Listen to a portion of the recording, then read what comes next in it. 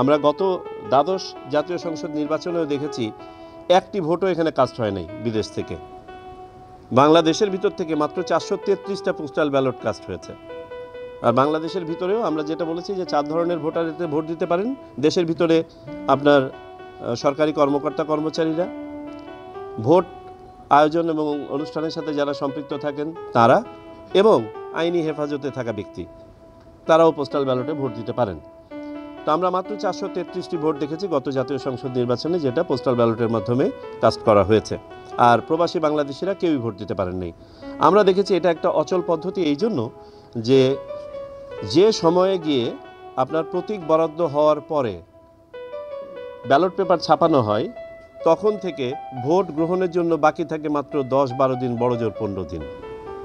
কিন্তু পোস্টাল ব্যালটে যদি বিদেশ থেকে ভোট দিতে হয়, আমরা হিসাব করে দেখেছি সর্বনিম্ন 24 দিন থেকে প্রায় 35 দিন 40 দিন পর্যন্ত লাগে। সো এখানেই বোঝা যাচ্ছে যে এটা কোনো কার্যকরী পদ্ধতি নয়, যে কারণে এটা চলবে না এবং এটার একটা বিকল্প আমাদের খুঁজে বের করতে হবে।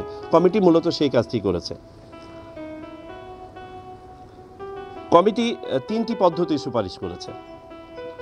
একটি হচ্ছে সময়ের মধ্যে সম্পাদনযোগ্য একটি পোস্টাল ব্যালট সিস্টেম।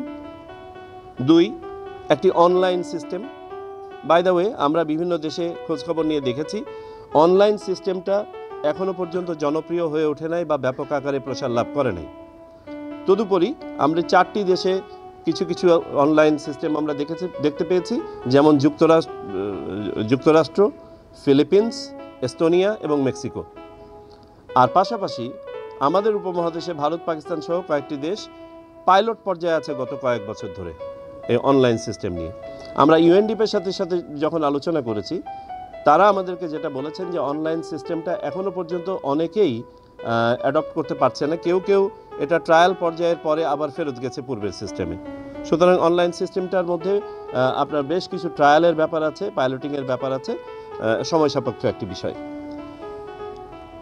তো আমি যেটা বলছিলাম যে কমিটি 3টি পদ্ধতি সাজেস্ট করেছে। 2টো বললাম যে সময়ের মধ্যে সম্পাদনযোগ্য পোস্টাল ব্যালট, দ্বিতীয় হচ্ছে অনলাইন পদ্ধতি, আর তৃতীয়টি হচ্ছে প্রক্সি ভোট। প্রক্সি ভোট অর্থাৎ একজন প্রবাসী বাংলাদেশির পক্ষে বাংলাদেশে অবস্থানরত একজন ভোটার তার ভোটার এলাকার তার হয়ে ভোটটা দিয়ে দেওয়া। আমাদের কমিটির কাছে বিবেচ্য বিষয়াদি ছিল ভোটারের পরিচয় নিশ্চিত হওয়া, ভোটের গোপনীয়তা এবং নিরাপত্তা। আমাদের যে সিস্টেমই অ্যাডপ্ট করি না কেন, এটা হতে হবে নিরাপদ এবং নির্ভরযোগ্য। একটা সাক্ষ্য থাকার ব্যবস্থা থাকতে হবে যাতে করে আইনি বিষয়গুলো ফেস করা যায়, অর্থাৎ আমরা পেপার ট্রেইলের কথা বলেছি। যে সময় পাওয়া যাবে ভোট গ্রহণের জন্য, সেই সময়ের মধ্যে সম্পাদনযোগ্য একটি পদ্ধতি। এটি একটি সাশ্রয়ী পদ্ধতি হতে হবে এবং সর্বোপরি সার্বজনীন পদ্ধতি হতে হবে, যাতে করে বিদেশে বসবাসরত সকল ধরনের প্রবাসী Bangladeshi, irrespective of their level of education, যেন এটা সহজে ভোটটা দিতে পারে। আমরা কমিটি যেটা সাজেস্ট করেছে যে এই 3টি পদ্ধতির মধ্যে প্রথম 2টি পদ্ধতি, অর্থাৎ সময়ের মধ্যে সম্পাদনযোগ্য পোস্টাল ব্যালট পদ্ধতি এবং অনলাইন পদ্ধতিটি তারা ট্রায়ালের জন্য সাজেস্ট করেছে এবং এটাকে ডেভেলপ করে যাতে করে টেস্ট করে দেখা যায় যে কোনটি বেশি গ্রহণযোগ্য এবং কীভাবে এটা বাস্তবায়ন করা যায়। পাশাপাশি তারা যেটা সাজেস্ট করেছে যে আগামী নির্বাচনের জন্য যদি সত্যিকার অর্থে আমাদের প্রত্যাশা পূরণ করতে হয়, এবং মাননীয় প্রধান উপদেষ্টাও যেটা বলেছেন সেইভাবে যদি আমরা প্রবাসীদের প্রত্যাশাটাও যদি আমরা পূরণ করতে চাই, তাহলে আমাদেরকে প্রক্সি ভোটিংয়ে যেতে হবে। প্রক্সি ভোটের পক্ষে কমিটি যে যুক্তিগুলো তুলে ধরেছে তার মধ্যে একটা হচ্ছে যে গ্লোবালি কিছু কিছু জায়গাতে যেহেতু এটার প্রচলন আছে। দ্বিতীয়ত হচ্ছে পাওয়ার অফ অ্যাটর্নির মাধ্যমে তো আমরা জমি জমাও বিক্রি করে থাকি, তাহলে পারে ভোটও তো একটা অধিকার, সেটাকে যদি আমরা বাস্তবায়ন করতে পারি এবং এটা যদি আমাদেরকে একটা ভালো ফলাফল দেয়।